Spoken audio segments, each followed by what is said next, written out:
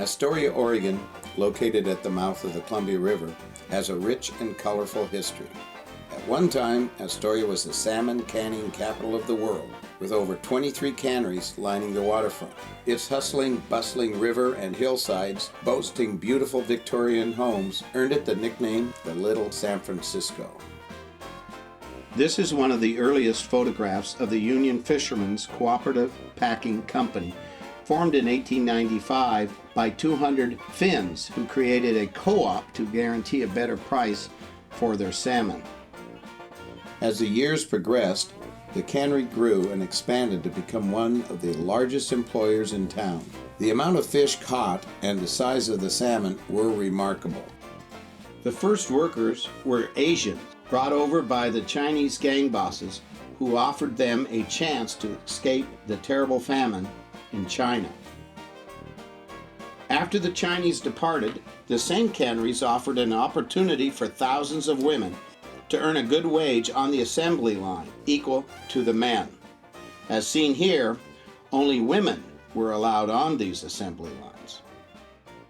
Astoria's heyday as the salmon canning capital of the world began to diminish, and by the 1970s the fishing industry had basically collapsed due to overfishing, building of the dams, and pollution.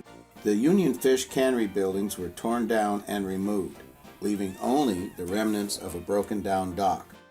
In 1993, I came up with the idea of building a hotel on the waterfront. Growing up in Astoria, I never really appreciated the Columbia River, but as Astoria and I got older, I realized how fascinating this river and its traffic could be. I felt if I could get the people into the channel, rather than just being observers on the shore looking at the water, they could feel like they were a part of the experience. After 4 years of searching for an appropriate site, I began to look at the dilapidated 100-year-old dock of the Union Fisherman's Cooperative Packing Company in a new way. Everyone thought I was nuts to consider it. I had to buy a broken down dock, didn't even own the sand beneath the water, and then I had to destroy this dock, haul it away, and build a new one. Even though the dock was rotten, I knew the 100-year-old pilings driven in the sand would still be pristine because of the lack of consistent oxygen to cause decay. I followed my intuition and persevered, even though it appeared to be a huge and improbable task. I never knew I would be rejected by 5 banks and have to battle all the federal, county, state, and city agencies before I could break ground. This process took over 13 years. I was fortunate in knowing Dennis Bjork of Bergeson Construction with his expertise in dock building. Bergeson literally had to eat the dock piece by piece and then barge all of the old materials away. It was a slow and laborious process. Some pilings were pulled out to examine their condition, and when they proved to be as structurally strong and sound as they were in 1890, I was reassured. Now that construction of the new dock becomes a reality, I suppose I should mention here that my background was architecture and that I had designed numerous hotels for my developer friends. I knew that this personal dream of mine would be a great deal more challenging than building on dry land. We had to post up from the existing pilings and cross-brace them for the seismic code. Working 600 feet out into the channel was precarious to say the least. The pile bucks, which is the name for dock builders, had to work in all kinds of conditions as well as coordinate with the river tides. Working in rough weather at 3 a.m. over the Columbia River under a huge floodlight made the work dangerous, and since I only had to observe, I found it exciting while the pile bucks found it brutal. As the crane progressed out into the channel, building the dock as it went, an elaborate roadway was created with numerous 4x12 beams laid flat. As the new dock took shape, my anticipation grew. I could actually stand in the channel and visualize what the future hotel's guests' experience could be.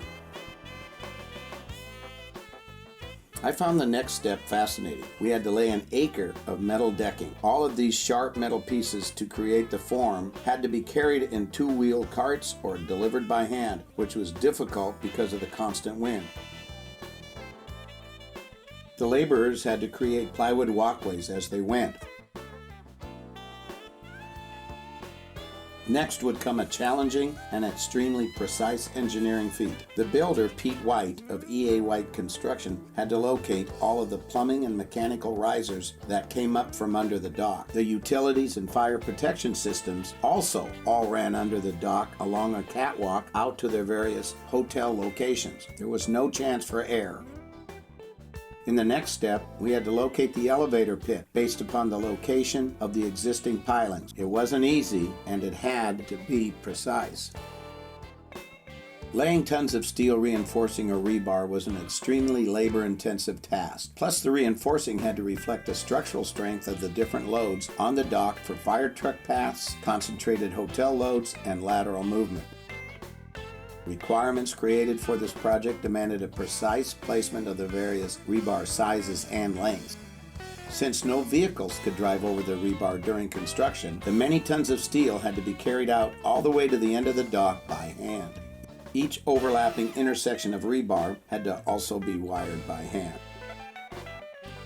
Needless to say, the rebar, sometimes being 8 inches on center each way, created quite a few intersections that had to be tied. My back would never have held up. Now the concrete. Since the pouring of the concrete was so far from shore, we had to use an enormous system of pumping and a huge concrete pump truck, which looks like a crane in these photos. Truck after truck had to be delivered on site, choreographed to keep the pump truck working. Because of the distance of the pumping, the concrete had to be fluid enough to go through so many feet of the hoses, but still retain its strength.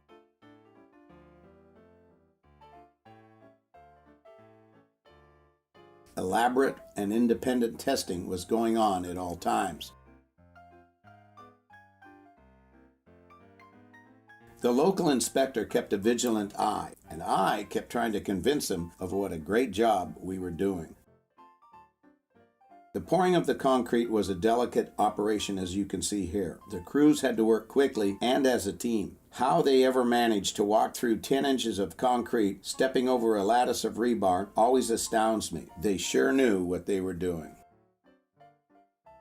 The man with the pneumatic vibrator was a highly specialized expert. Too much agitation and the concrete would lose its strength. Not enough agitation and the concrete would leave voids. Other than pumping, making the concrete dock hasn't changed much in the last 100 years. It's still done by hand, and it's a lot of hard work. The length of travel for the concrete forced us to have an elaborate system of piping with a lot of added cost, since the concrete trucks were unable to drive out on the unfinished dock. Even in the 21st century, they still level the concrete with a regular old 2x4 on edge. This fellow here has one of the most important jobs during this process. With his joystick, he controls the amount and flow of this concrete from the pump trucks and the direction of the overhead boom, left, right, out, or in. From this footage, we can see the last corner of the dock being poured. Since the concrete had yet to reach its strength, we had to pipe the concrete out to the pump truck, which then, with its overhead boom, could pour the concrete out to the final edge. As the last corner was filled in, I felt a sense of awe, as part of my dream came true. Even without a bank loan secured, if nothing else, I had a giant slab of reinforced concrete forming a new dock all the way out to the channel. This dock took 1 year to build. Now the hotel begins. Because so many features and rooms of the hotel are duplicated floor by floor, the builder used templates to construct repeating sections that are then assembled in a modular fashion. Because the individual wall panels were built and stored on shore, as each floor was constructed, the raising of the pre-built walls went quickly. Labeling of these identical segments or sections is extremely important when building 4 floors. The lead framing layout men really have to know what they're doing. This process totally speeds up construction time. On longer wall sections, you can see here how heavy and cumbersome the raising of the walls became. Here it took 6 men and a forklift to jockey this wall into place. Due to the openness and height of the lobby, a rigid structural steel frame needed to be created. A different set of workers were now engaged. These steel workers did not waste any time and made sure they did not hold up or interfere with the framers. The hotel is starting to climb. Once the second floor platform is finished, the modular walls were brought out to the hotel and the same segments were raised up to form the second floor. Because the individual wall panels were built and stored on shore, as each floor was constructed, the raising of the pre-built walls went quickly. Off to the left, you can see the fake smokestacks.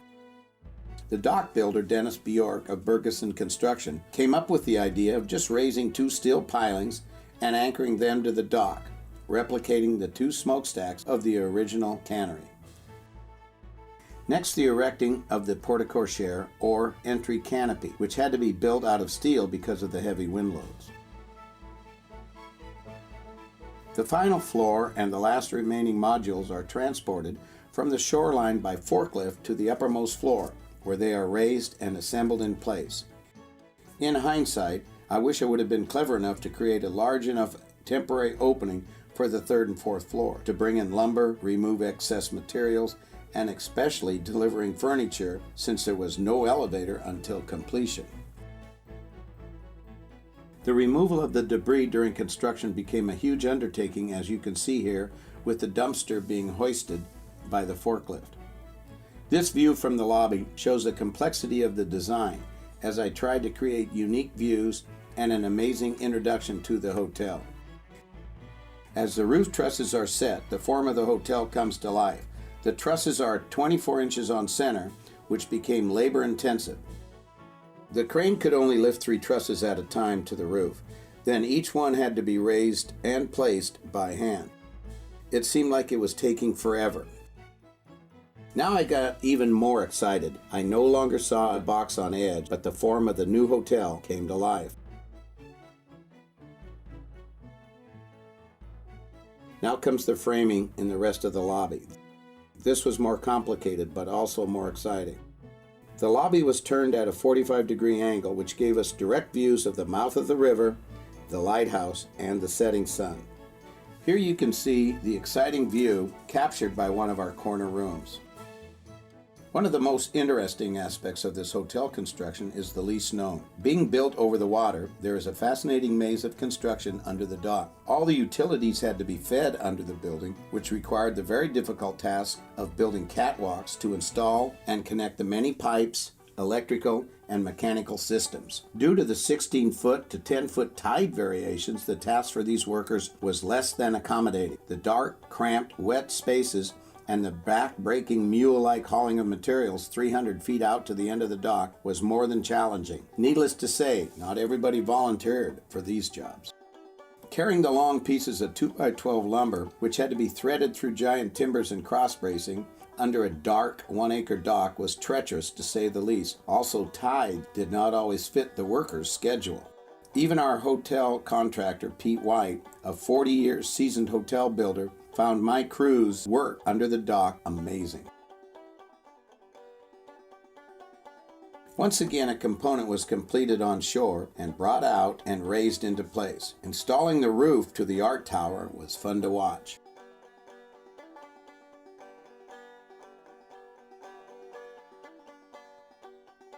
The upper clear-story panels of the lobby were so heavy and massive, they were nerve-wracking to secure in place. Being 3 stories up, the workers earned our respect for jockeying and securing these heavy walls into place.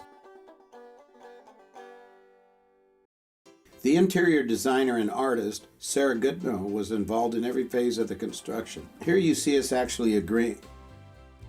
2 workers who never complained and always showed up for lunch breaks were Sadie the Malamute and Bailey the Golden.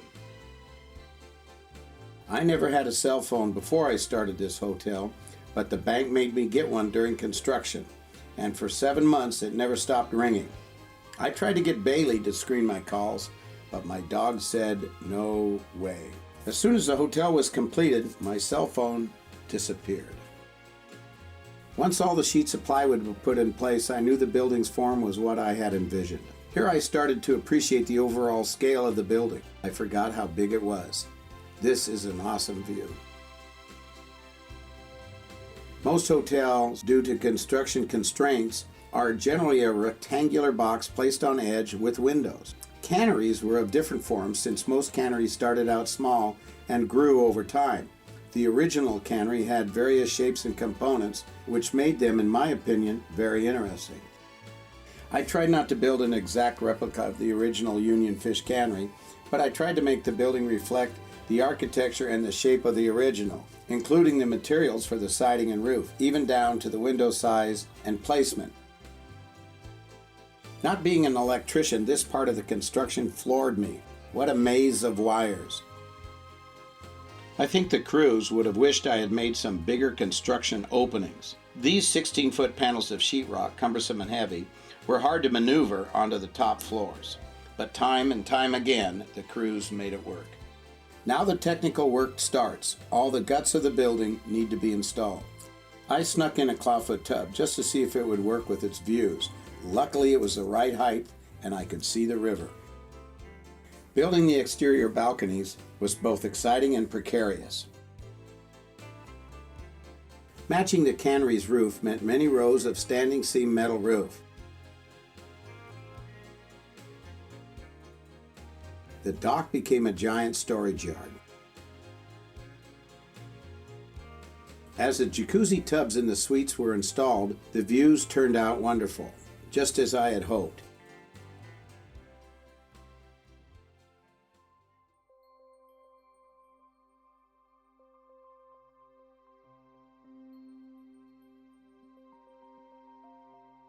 Adding a board and bat facade took more time, but it was exactly the type of siding the 100-year-old canneries used.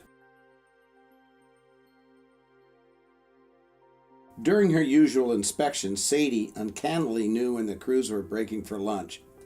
Bailey, being less experienced in hotel construction, realized she better hurry and stay close to Sadie. In creating the art tower at the lobby, I wondered if I could ever fulfill its importance with its natural light, lighting, and impressive artwork. The finished art tower exceeded all my expectations. Looking out through the lobby, I realized the guest's first impression would be one of the river, its traffic, and its grandeur. Looking down the attic catwalk, I realized what a massive roof I had created. Having a cruise ship more so close to the hotel gives a true sense of the scale of the project. Generally, hotel corridors are dark and repetitive. I tried to achieve lots of views and natural light, and I wanted the colors to be brighter. Sarah and my deliberations over the exterior colors were about staying true to the building history. Once again, the dock became a workspace, yards and yards of carpet. The hotel turned out as I had hoped. From this helicopter photo taken by Sarah Goodnow with a handheld camera, it still amazes me that the derelict dock to the left was a part of the same dock as the one we started with.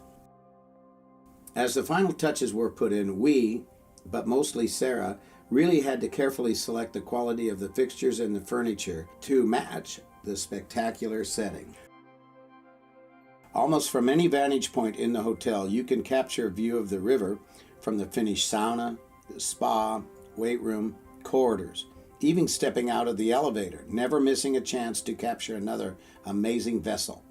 River traffic is visible even while you are bathing and showering. When I was finished, a retired Columbia River fisherman came up to me and said, "Thank you for keeping alive the story of Astoria and its amazing fishing history." That made me feel proud.